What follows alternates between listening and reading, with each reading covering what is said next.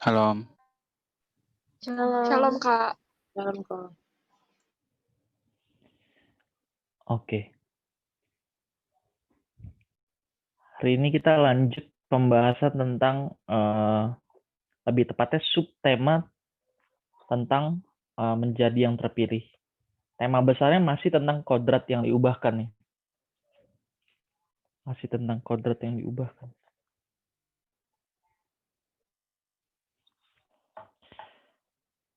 Nah, sebagai orang percaya sebetulnya kita harus tahu apa sih arti menjadi umat pilihan, atau menjadi umat pilihan itu apa gitu. Sebab ada orang yang berpandangan menjadi umat pilihan artinya pasti selamat. Ini pemahaman yang kacau ya, pemahaman yang keliru. Pernah dengar nggak orang Kristen itu disebut sebagai umat pilihan? Pernah dengar nggak? Kan orang Kristen juga disebut sebagai orang percaya juga disebut sebagai umat pilihan. Nah, terkait dengan subtema kita, yaitu tentang menjadi yang terpilih, sebetulnya apa sih yang dimaksud dengan umat pilihan itu? Apa sih? Kalau boleh jujur, banyak orang yang masih salah memahami yang dimaksud dengan menjadi pilihan. Tentu banyak orang di sini atau sebagian besar orang di sini menunjuk atau mengacu kepada orang Kristen. Mereka memandang yang disebut sebagai umat pilihan itu adalah umat atau orang-orang yang pasti selamat, pasti masuk surga. Padahal anugerah yang Tuhan Yesus berikan itu tidak otomatis membuat seseorang itu selamat. Ulang ya. Anugerah yang Tuhan Yesus kasih itu tidak membuat orang otomatis langsung menjadi orang yang sudah selamat. Jadi yang lebih tepat apa? Nah, nanti kita bahas. Yang sekarang hari ini kita mau bahas itu sebetulnya. Jadi bagaimana kita umat pilihan ini benar-benar menjadi orang yang terpilih. Umat pilihan yang benar-benar terpilih. Kalau teman-teman perhatiin di Injil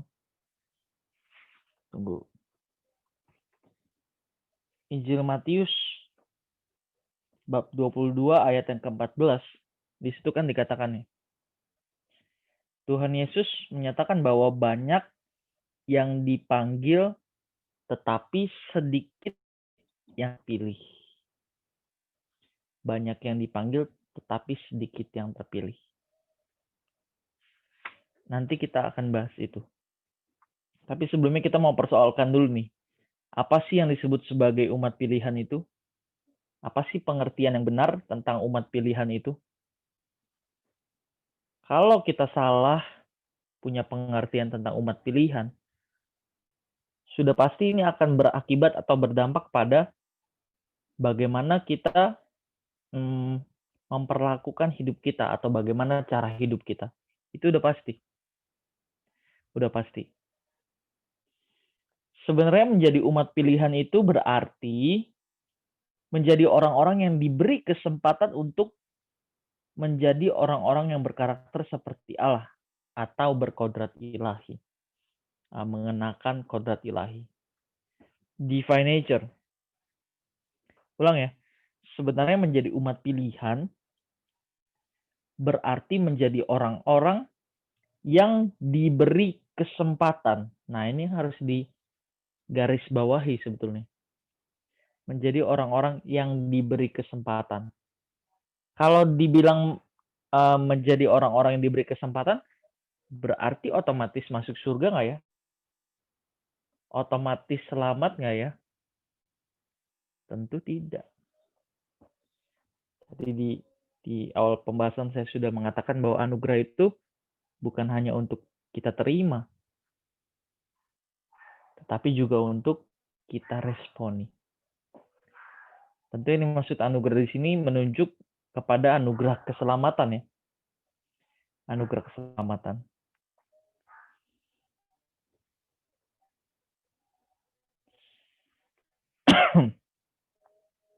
Oke, kita kembali lagi. Kalau tadi dikatakan menjadi orang-orang yang diberi kesempatan untuk menjadi orang-orang yang berkarakter seperti Allah, sebetulnya sekali lagi ini sama dengan berkodrat ilahi. Ini sama dengan berkodrat ilahi. Jadi orang-orang yang dikasih kesempatan untuk mendengar Injil dan dikasih kesempatan atau diberi kesempatan untuk mengerti Injil tersebut sehingga hidup kita boleh berubah mengenakan kodrat ilahi. Ini yang sebetulnya dimaksud menjadi umat pilihan yang terpilih. Ini sebetulnya dimaksud sebagai orang-orang yang diundang,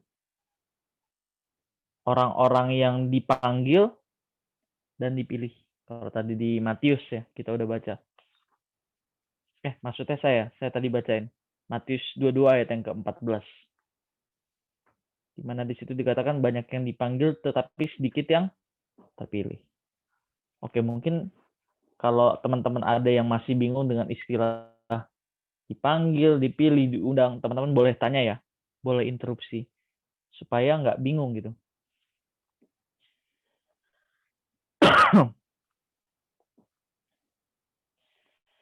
Bicara mengenai umat pilihan, hal ini terjadi hanya pada zaman Injil diberitakan dan adanya penebusan oleh darah Tuhan Yesus Kristus, di mana manusia dapat diproses menjadi manusia seperti rancangan semula, yaitu berkodrat ilahi. Ulang nih ya, bicara mengenai umat pilihan, hal ini bisa terjadi hanya pada zaman Injil diberitakan. Zaman Injil diberitakan itu zaman apa? Zaman Perjanjian Baru. Makanya disebut zaman Perjanjian Baru itu sebagai zaman anugerah. Karena kita yang hidup di Perjanjian Baru, yang percaya dalam nama Tuhan Yesus, kita dikasih kesempatan sama Tuhan supaya kita bisa dikembalikan ke rancangan semula. Apanya yang dikembalikan ke rancangan semula? Karakternya. Makanya sejatinya mengenakan kodrat ilahi itu sama dengan mengenakan karakter ilahi atau mengenakan karakter atau pribadi Tuhan Yesus. Mengenakan kodrat ilahi sejatinya adalah mengenakan karakter ilahi atau karakter Tuhan Yesus.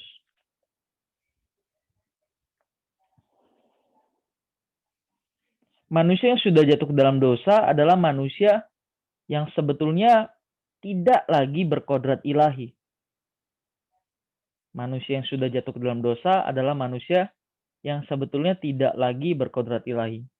Tadi udah dijelasin. Yang dimaksud berkodrat ilahi itu apa?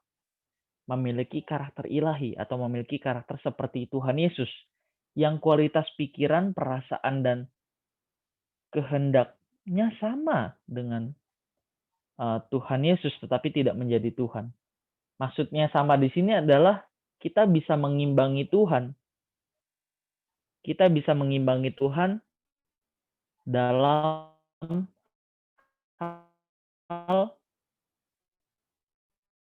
bersekutu dengan Dia, kemudian itu hilang ketika manusia jatuh ke dalam dosa. Kenapa hilang? Karena manusia nggak bisa diajak bersekutu secara ideal lagi dengan Tuhan. Makanya di Roma 3 ayat 23 dibilang, karena semua orang telah berbuat dosa dan kehilangan kemuliaan Allah. Kehilangan kemuliaan Allah di situ yang dimaksud dengan kata kehilangan kemuliaan Allah di situ artinya adalah kekurangan pikiran perasaan Allah. Kurangnya pikiran perasaan Allah ini sebetulnya yang membuat manusia itu nggak nyambung ngomong sama Allah. Yang membuat manusia nggak bisa ngerti maunya Tuhan secara sempurna. Makanya sebetulnya perbuatan baik itu belum tentu maunya Tuhan. Tapi perbuatan yang sesuai dengan arahan Tuhan, atau bisa juga kita sebut sebagai perbuatan yang benar, pasti perbuatan baik. Tapi perbuatan baik belum tentu perbuatan yang benar. Perbuatan yang benar sekali lagi adalah perbuatan yang sesuai dengan pikiran dan perasaan Tuhan, atau sesuai dengan kehendak Tuhan. Dan perbuatan baik belum tentu benar. Tapi perbuatan benar sudah pasti perbuatan baik. Target orang Kristen bukan jadi baik, tapi mengenakan karakter ilahi. Mengenakan kodrat ilahi, divine nature. Orang-orang yang berjuang mengenakan kodrat ilahi ini, dia mengorbankan semuanya, termasuk cita-citanya selama di bumi ini sebetulnya dibilang umat pilihan yang terpilih. Umat pilihan yang terpilih. Kita lanjut.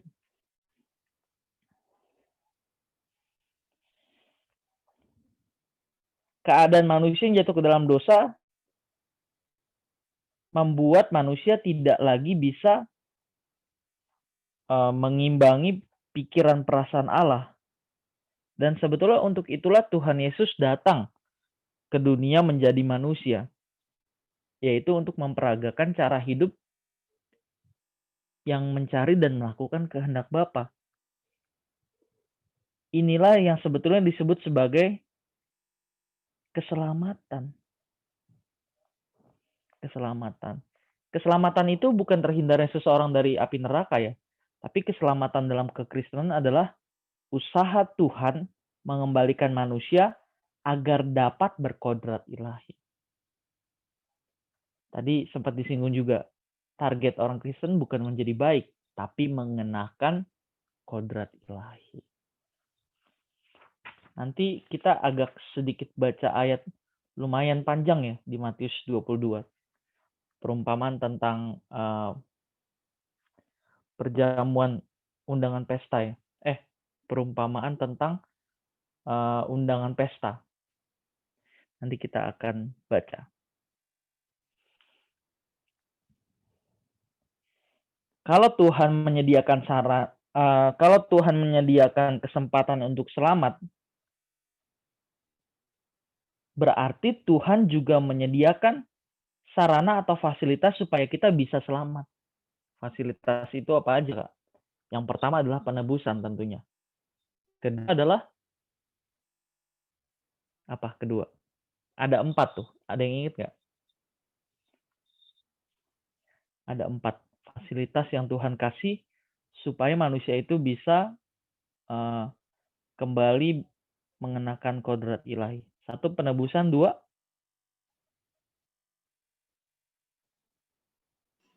Injil. 2, Injil. 3,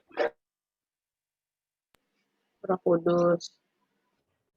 lebih dulu Injil apa Roh Kudus ya?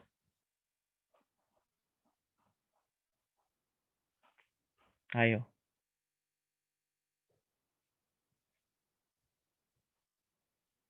Lebih dulu yang mana ya? Injil Roh lah. Kudus, tapi tanda tanya. Takut salah ya. Kalau Injil duluan tanpa Roh Kudus, buat apa Injil dikasih? Kalau Roh Kudus duluan tanpa Injil, buat apa Roh Kudus itu diberikan kepada manusia? Jadi lebih dulu mana, Kak? Kayaknya ini bukan urutan deh kok. Benar, sebenarnya nggak bisa dibilang urutan ya. Tapi penebusan itu di awal. Tanpa penebusan sia-sia sebetulnya. Injil diadakan, Roh Kudus diberikan. Harus ada korban penghapusan dosa. Kita dianggap benar supaya menjadi benar. Harus ada penebusan. Jadi tadi penebusan, Roh Kudus, Injil, penggarapan akan firman Tuhan. Penggarapan akan firman Tuhan itu yang ada di Roma 8 ayat 28. Roma 8 ayat 28 bunyinya apa tuh? Nggak usah dibuka ya, nggak usah dibuka. Coba saya tanya Riri, coba Riri. Roma 8 ayat 28 itu bunyinya apa ya? Bunyinya apa, Ri? Ngintip dulu ya, Beb. Beb mah. Berapa ribu coba. Tuh. Allah turut bekerja Ya, atas. dalam segala perkara untuk mendatangkan kebaikan bagi orang yang mengasihi dia. Lama. Gimana sih? Tapi itu belum Gimana tuntas sih, loh Bu? ayatnya. Itu ayatnya belum tuntas, masih ada di Ya, belakangnya. apa tuh? Yaitu bagi mereka yang terpanggil Yang sesuai dengan terpanggil. rencana Allah. Iya. Oke. Jadi penggarapan akan firman Tuhan itu ayatnya ada di Roma 8 ayat 28. Oke, kita kembali. Orang Kristen disebut sebagai umat pilihan yang khusus dan istimewa karena tidak semua orang bisa mendengar berita Injil. Jadi orang-orang yang lahir di zaman perjanjian baru yang diberi kesempatan untuk mendengarkan Injil yang benar, sebetulnya dia ini yang disebut sebagai umat yang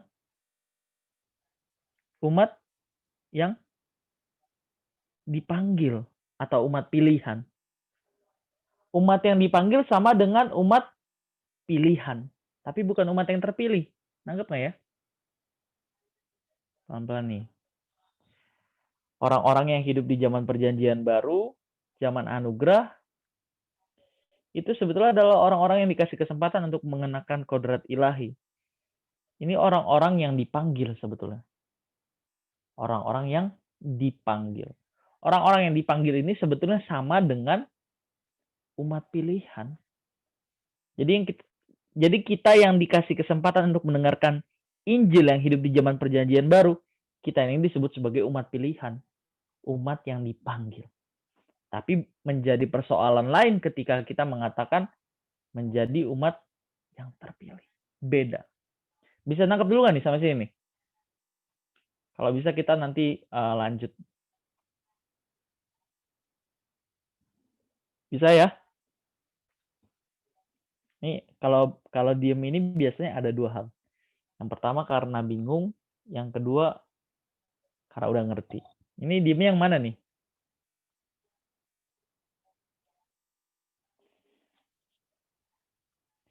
Oke deh, ulang sekali lagi nih ya. Pelan-pelan nih saya nih.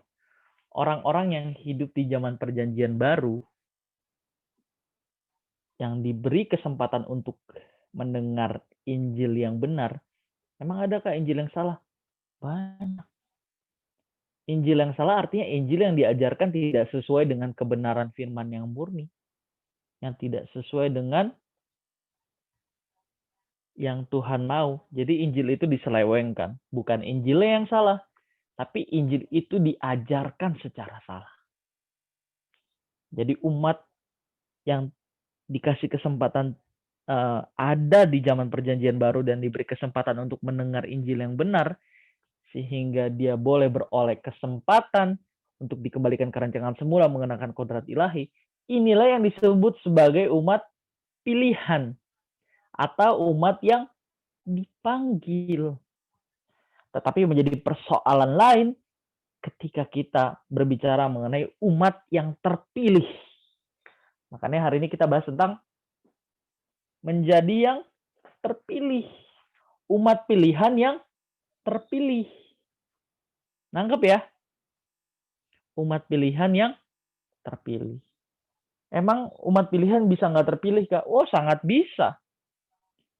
Sangat bisa. Sangat bisa.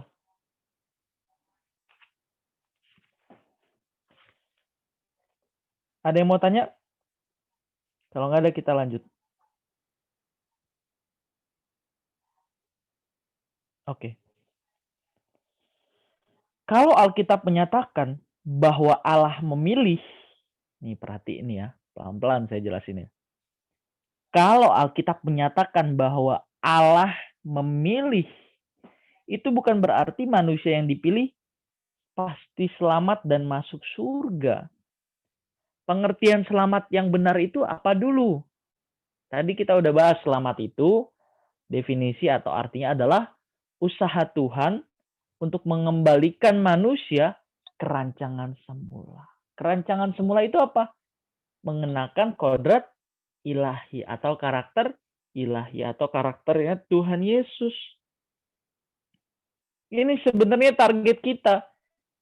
Jadi orang Kristen yang merasa sudah mencapai target Allah karena dia sudah berbuat baik dan menaati hukum-hukum dan peraturan yang terdapat di dalam kekristenan, dia belum bisa disebut selamat.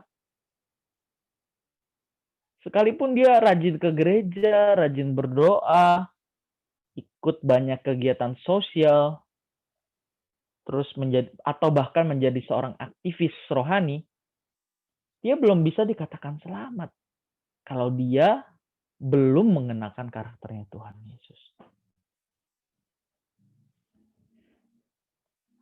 Kekristenan dan agama itu tidak sama. Not same. Tidak sama. Kristen itu jalan hidup. Cara hidup yang mencari maunya Bapa dan melakukan maunya Bapa. Makanya di Yohanes 14 dibilang, akulah jalan. Yohanes 10 dibilang, aku datang supaya kamu punya hidup. Di situ kan gak dibilang aku datang untuk mendirikan sebuah atau suatu agama. Tuhan Yesus tidak menghendaki atau tidak bertujuan itu. Tidak menghendaki, tidak bertujuan untuk mendirikan agama. Tapi di situ bilang, aku datang supaya kita punya hidup dan memilikinya dalam segala kelimpahan. Nah, kita lanjut. Jadi harus dimengerti dengan benar ya. Kalau kita ini disebut sebagai umat pilihan.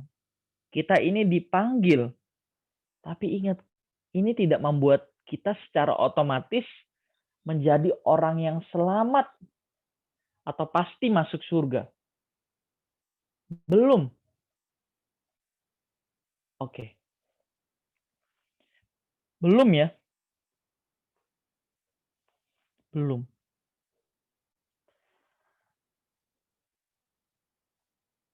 Dipilih di sini artinya adalah diberi kesempatan atau memiliki peluang untuk mendengar Injil.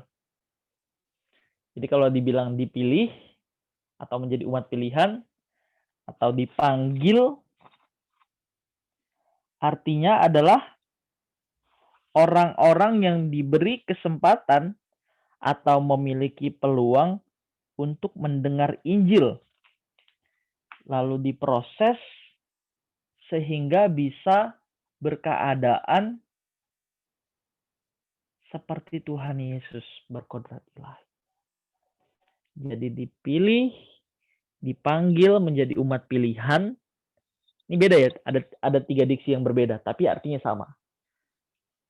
Jadi dipilih, sekali lagi, dipilih, dipanggil menjadi umat pilihan, itu artinya adalah orang-orang yang diberi kesempatan atau memiliki peluang untuk mendengar Injil.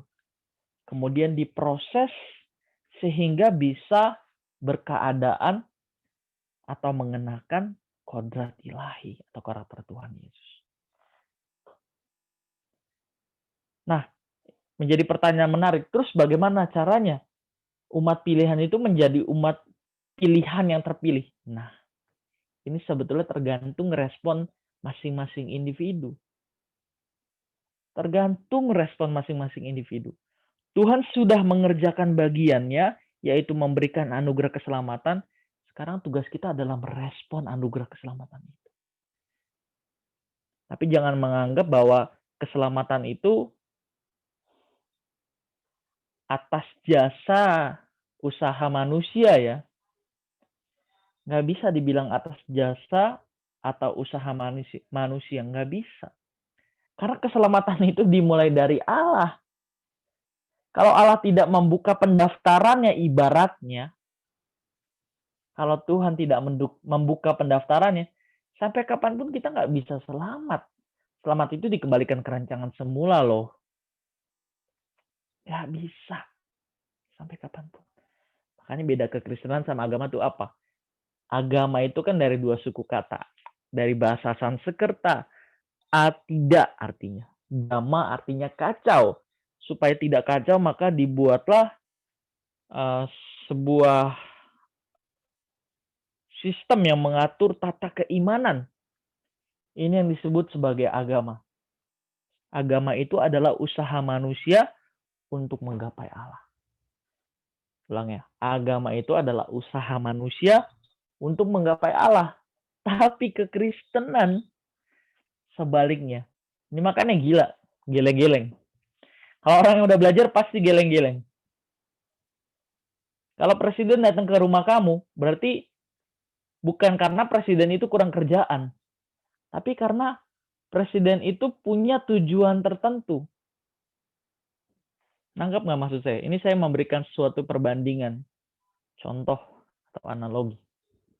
Kalau presiden datang ke rumah kita, nggak mungkin dong dia iseng-iseng doang. Bapak mau tanya Pak, Bapak kemari mau ngapain ya kayak gitu? Oh enggak, saya mau main-main aja. Itu mungkin sedikit relevan kalau itu dalam konteks kampanye ya. Tapi kalau udah jadi presiden dia datang, berarti beliau mempunyai tujuan tertentu. Sama. Oke, kita bahas dulu ya sebelum lanjut ke sini ya. Kalau agama itu usaha manusia untuk menggapai Allah, tapi kalau kekristenan sebaliknya, usaha Allah untuk menggapai manusia. Ini disebut sebagai keselamatan. Yang datangnya, yang mulainya dari inisiatif Allah. Kita lanjut ke analogi presiden tadi. Presiden datang tentu bukan memiliki kepentingan yang biasa-biasa aja. Ini Tuhan loh yang datang loh. Ini Tuhan loh yang bahkan bela-belain sampai berinkarnasi atau menjadi manusia. Terus dibilang Tuhan yang kurang kerjaan. Tuhan lu kurang kerjaan banget sih jadi manusia. Bukan kurang kerjaan sebenarnya. Ini memang agak ribet, agak rumit ya jelasinnya. Karena ini kan doktrin yang panjang. Kita bahas apa itu teologi inkarnasi, apa itu keselamatan. Ini kan perlu dibahas. Tapi sekarang kita bahas fokusnya menjadi umat pilihan yang terpilih dulu ya. Kita lanjut. Kalau ada yang mau tanya, tanya aja ya. Soalnya saya lagi jelasin, teman-teman mau interupsi, takut lupa pertanyaannya. Nggak apa-apa, saya nggak larang. Kalau Alkitab menyatakan bahwa ada orang-orang yang dipilih, artinya bahwa tidak semua orang memiliki kesempatan untuk menerima keselamatan dalam Tuhan Yesus. Kalau ada yang dipilih, berarti ada yang nggak dipilih dong. Iya. Nanti ada beberapa penjelasannya. Ada beberapa penjelasannya. Tapi memang ini hak prerogatifnya Allah. Prerogatifnya Allah. Kalau kita belajar tentang sejarah keselamatan, kita mengerti kenapa tidak semua orang dipilih. Ulang ya. Kalau kita belajar tentang sejarah kehidupan manusia dari sebelum jatuh ke dalam dosa, setelah jatuh ke dalam dosa, terus zaman perjanjian baru, kita mulai mengerti kenapa nggak semua orang dipilih. Dan yang dipilih pun belum tentu terpilih. Nangkep ya? Dan yang dipilih pun, yang menjadi umat pilihan pun, tidak jaminan pasti selamat atau pasti masuk surga. Tidak jaminan. Ada orang-orang yang diberi kesempatan mendengar Injil dan kesanggupan untuk menerimanya, tetapi ada yang tidak memiliki kesempatan mendengar Injil sama sekali dan kemampuan untuk menerimanya. Nah, di sini yang harus kita pahami adalah bahwa kesempatan untuk menjadi orang pilihan bukanlah jaminan seseorang bisa benar-benar terpilih dan pasti selamat masuk surga. Menjadi umat pilihan tidak membuat seseorang otomatis terpilih dan pasti selamat masuk surga. Tuhan Yesus menyatakan bahwa banyak yang dipanggil tetapi sedikit yang terpilih. Banyak yang dipanggil tetapi sedikit yang terpilih.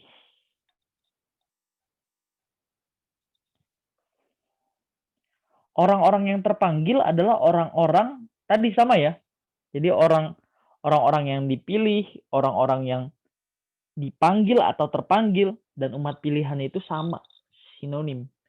Tapi menjadi persoalan lain ketika kita membahas tentang menjadi umat pilihan yang benar-benar terpilih.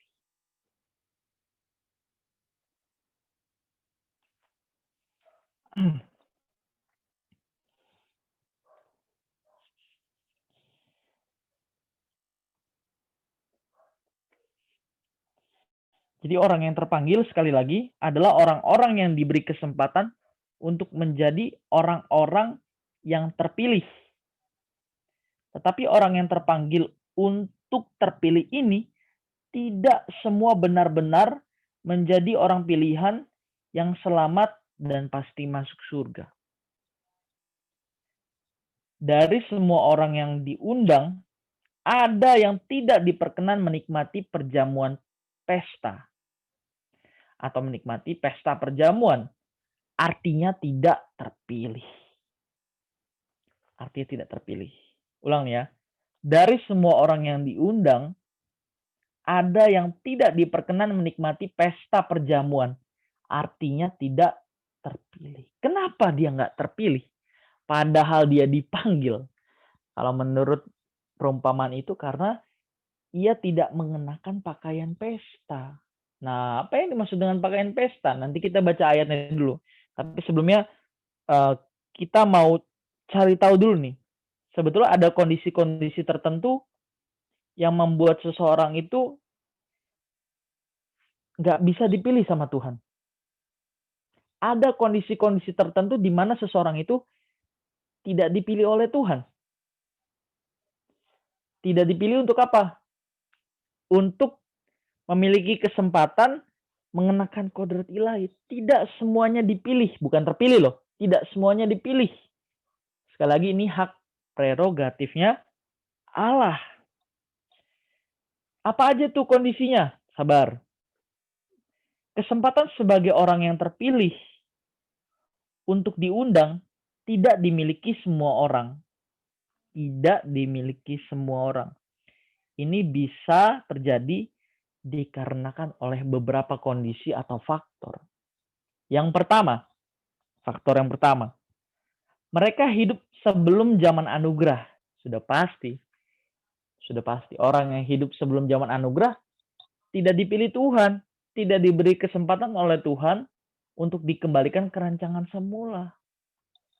Tapi mereka masuk surga nggak, Kak? Bisa. Tapi definisi keselamatannya berbeda. Standar kesucian dan keberkenanannya berbeda. Beda. Jadi mereka yang hidup sebelum zaman anugerah itu menunjuk zaman perjanjian baru ya. Artinya orang-orang yang hidup sebelum zaman anugerah berarti zaman perjanjian lama dan sebelumnya. Yaitu zaman sebelum kedatangan Tuhan Yesus ke dunia. Zaman sebelum kedatangan Tuhan Yesus ke dunia untuk menjadi manusia. Dalam hal ini Tuhan Yesus tegas berkata, ini yang disebut tadi sebagai hak prerogatifnya Allah. Tuhan Yesus tegas berkata, bukan kamu yang memilih aku, tapi akulah yang memilih kamu. Ulang ya, bukan kamu yang memilih aku, tapi aku yang memilih kamu. Kenapa tuh? Tadi ya, ada beberapa kondisi atau berbagai faktor yang membuat atau alasan kenapa Tuhan tidak memilih dia. Tidak memilih dia. Untuk diberi kesempatan menjadi orang yang dikembalikan ke rancangan semula dan mengenakan kodrat ilahi. Yang pertama, mereka yang hidup sebelum zaman anugerah.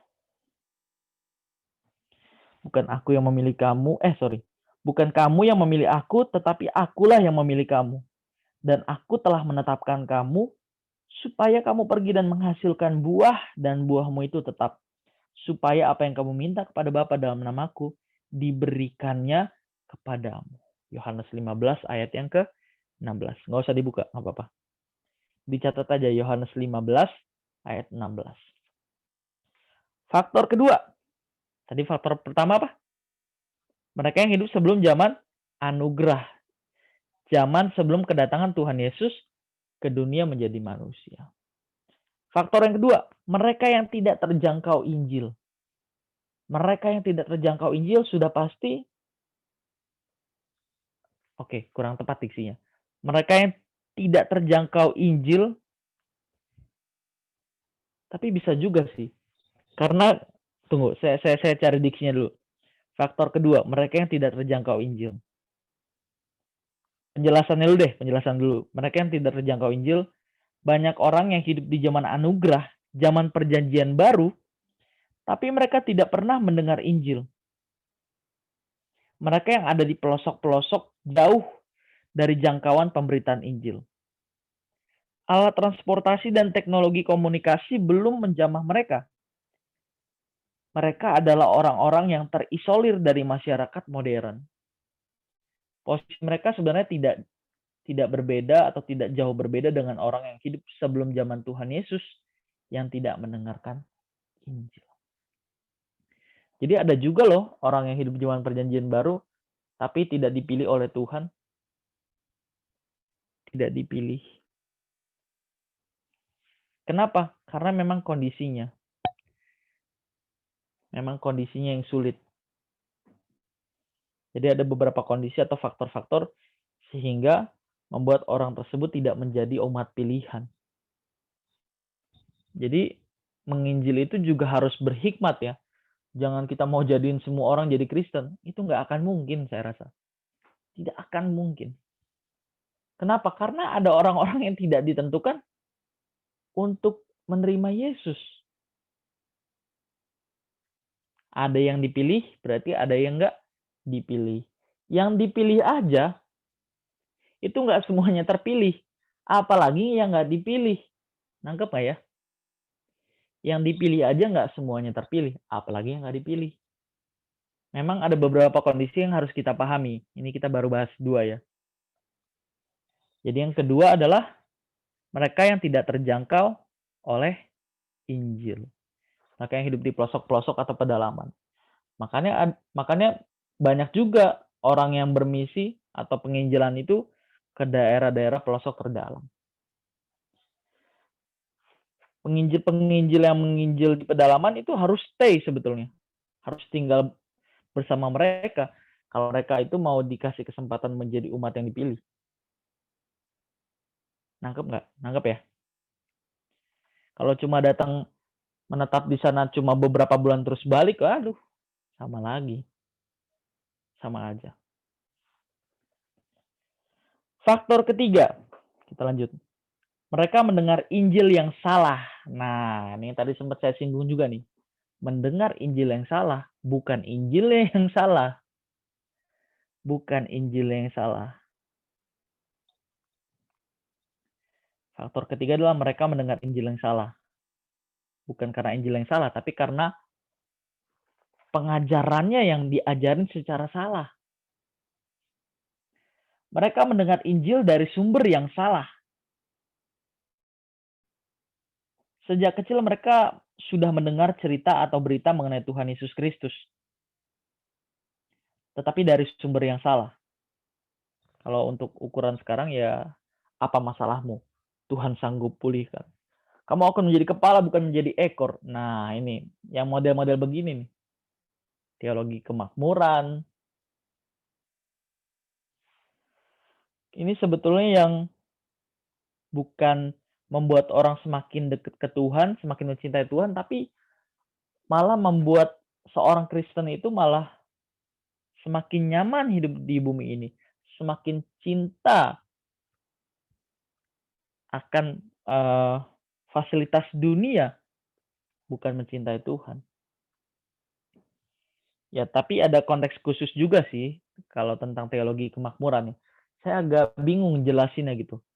Karena masih perlu ada beberapa pemahaman yang perlu dilengkapin sebelum masuk ke sana. Jadi, daripada saya menjelaskan nanti malah jadi bias, karena ada beberapa dasar yang belum dibagikan, lebih baik kita keep dulu ya.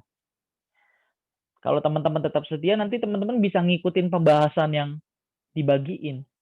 Soalnya ada beberapa teman-teman juga yang akhirnya memutuskan untuk nggak komsel lagi karena alasannya gue nggak bisa ngikutin pembahasannya, terlalu susah. Sebetulnya kan kita sempat diskusin ini juga ya. Kalau terlalu susah ya kamu kan bisa tanya.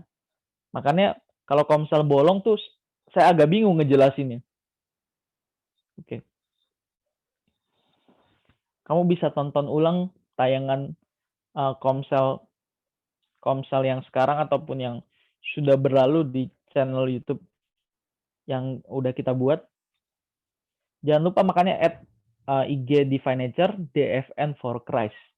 Di situ pusat informasi komsel Divine Nature. Jadi kita udah sediain sarana-sarananya supaya teman-teman yang ketinggalan itu bisa ngikutin. Cuma masalahnya teman-teman mau apa enggak, itu masalahnya.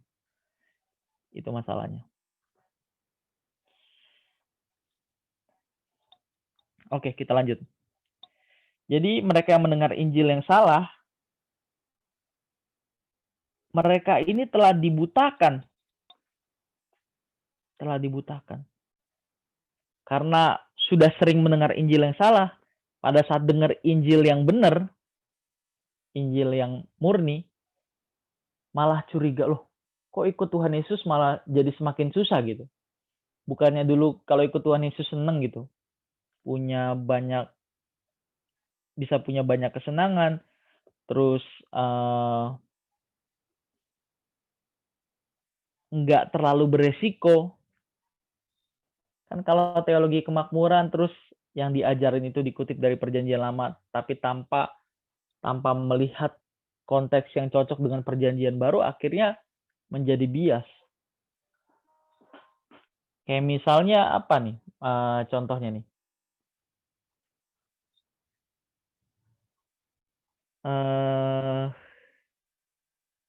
Lebih dari pemenang. Lebih dari pemenang itu kan sebetulnya menunjuk jemaat di Roma ya, bukan menunjuk kita.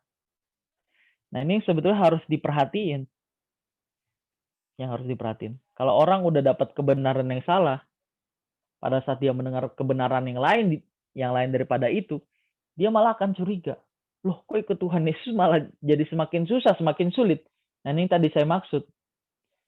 Karena sudah teracuni oleh kebenaran yang salah, dia nggak bisa bedain lagi mana yang benar, mana yang salah. Semua dia dengar. Tapi kalau orang dikasih kesempatan untuk mendengar Injil yang benar, Injil yang salah dia terima pasti mental. Tapi kalau dia terbiasa mendengar Injil yang salah, apapun yang dia dengar pasti dia terima. Nangkep maksud saya? Jadi kita kehilangan daya kritis kita kalau kita terbiasa mendengar Injil yang salah. Makanya bersyukur kepada Tuhan kalau teman-teman dikasih kesempatan untuk mendengar Injil yang benar. Injil yang benar itu apa? Injil yang benar itu sama dengan Injil yang murni. Injil yang satu, membuat orang semakin dekat ke Tuhan. Kebenaran yang murni itu ada dua ciri-cirinya atau karakteristiknya. Satu, saya tanya deh, ini sekaligus nge-review. Kebenaran yang murni itu ada dua ciri-cirinya. Satu apa? Biar cepat. Nanti ada yang jawab yang keduanya ya. Tadi udah sempat saya jawab tuh. Yang pertama, membuat orang itu berubah. Injil yang murni atau Injil yang benar pasti membuat seorang itu berubah. Dua. Ciri keduanya apa? Ciri-ciri atau karakteristik kedua. Membuat orang semakin mencintai Tuhan dan punya kerinduan untuk pulang ke surga. That's right. That's true. Jadi dua ya. Injil yang murni itu apa? Membuat seseorang berubah. Jadi pengajaran yang benar dan salah itu bisa dinilai dari buahnya. Dari sikap orang yang mendengar kebenaran atau Injil tersebut. Kira-kira sikap hidupnya berubah nggak? Alkitab bilang dari buahnya lah kamu akan mengenal pengajaran. Tapi pengajaran yang salah juga bisa ngerubah orang, Kak. Betul. Makanya kita perlu ciri yang kedua. Ciri yang kedua adalah semakin membuat dia mencintai Tuhan dan meninggalkan dunia nggak? Atau malah sebaliknya, malah membuat dia semakin nyaman di bumi ini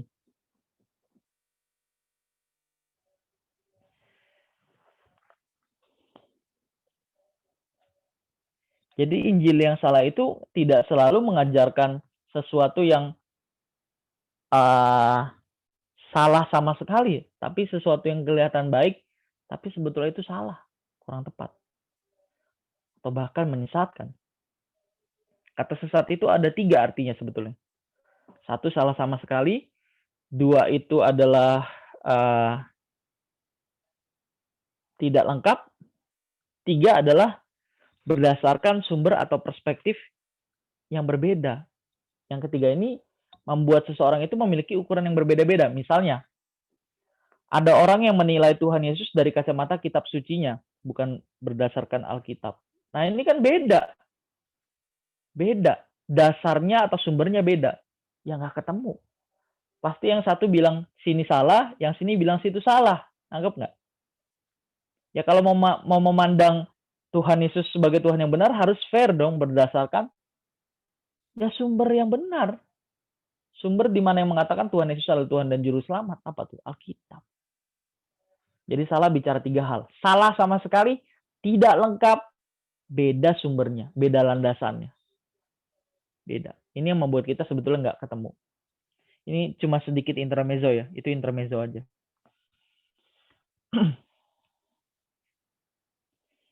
Ya, oke, kita lanjut. Faktor yang keempat. Faktor yang terakhir.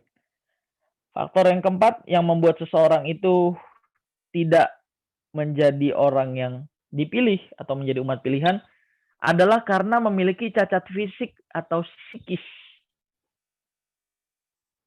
Waktu itu ada yang tanya ke saya, gimana ya orang yang disabilitas yang punya gangguan mental, itu mereka masuk surga nggak? Mantap nih pertanyaannya. Mereka itu umat pilihan bukan? Nah, menarik kan pembahasan seperti ini.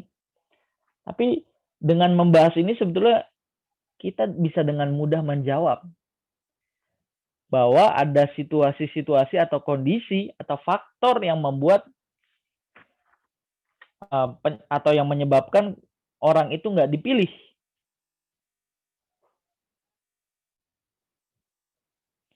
Kesempatan sebagai orang terpilih untuk diundang tidak dimiliki semua orang. Karena berbagai kondisi tadi ya. Kita langsung masuk ke kondisi yang keempat. Memiliki cacat fisik dan psikis. Cacat fisik dan psikis. Mereka memang hidup dalam perjanjian baru, zaman anugerah. Tetapi oleh karena kelemahan fisik, cacat mental, dan berbagai faktor fisik maupun psikis, sehingga mereka tidak bisa menerima Injil secara memadai. Secara utuh. Secara lengkap. Nah, kita baca ayat yang tadi di awal saya sempat bilang ya. Ini tinggal dikit kok. Kita buka Matius 22 ayat 1 sampai 14. Matius 22 ayat 1 sampai 14. Boleh tolong dibuka?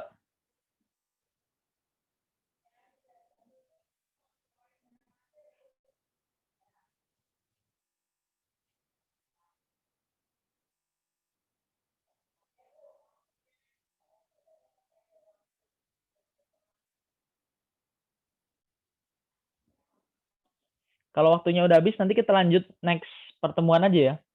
Ini kalau Wiksi ingetin saya lagi, Kak, waktunya udah habis, Kak. Kita lanjut next pembahasan ya. Tapi kayaknya kita baca ayat ini dulu. Matius 22 ayat 1 sampai 14. Tolong dibaca, Lis.